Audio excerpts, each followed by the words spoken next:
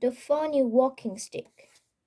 To pay Mrs. Tweed back for the worm in his spaghetti, Mr. Tweed thought of a really clever, nasty trick. One night when the old woman was asleep, he crept out of bed and took her walking stick downstairs to his walking shed.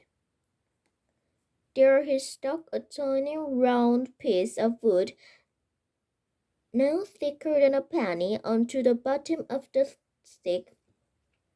This made the stick longer, but the difference was so small the next morning Mrs. Tweed didn't notice. The following night, Mr. Tweed stuck on another tiny bit of wood.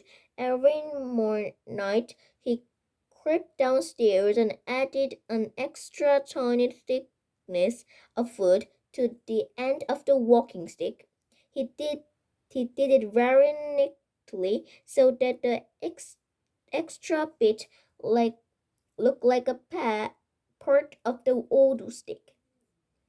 Gradually, but oh so gradually, Mrs. Tweed's walking stick was getting longer and longer. Now, when something is growing very slowly, it is almost impossible to notice it happened.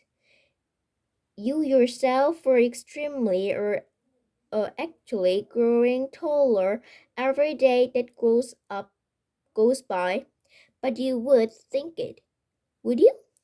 It's happening so slowly you can't even notice it from one week on the next.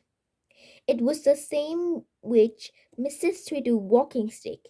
It was all so small, so slow, and gradual that she didn't notice how long it was getting even when it was halfway up to her shoulder.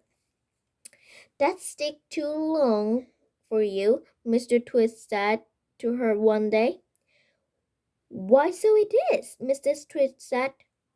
"Looking at the stick, I have a feeling there was something wrong, but I can't for the life of me think what it was." "There's something wrong, all right," Mr. Tweed said, beginning to enjoy himself. "What can have happened?" Mrs. Tweed said.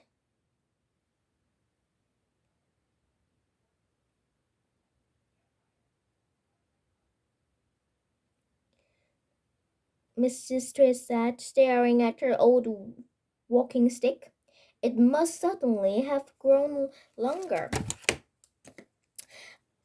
"Don't be a fool," Mr. Tweed said.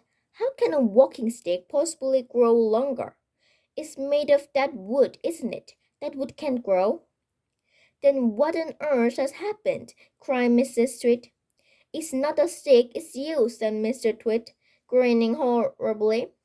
"If you that getting shorter. I've been noticing it for some time now." "It's not true," cried Mrs. Tweed. "You're shrinking, woman," said Mr. Tweed. "It's not possible." "Oh, yes, it jolly well is," said Mr. Tweed. "You're shrinking fast. You're shrinking dangerous fast. Why, you must have shrunk at last a foot in the last few days."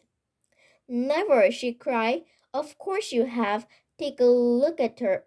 Look at your stick, you old goat, and see how much you've got shrink in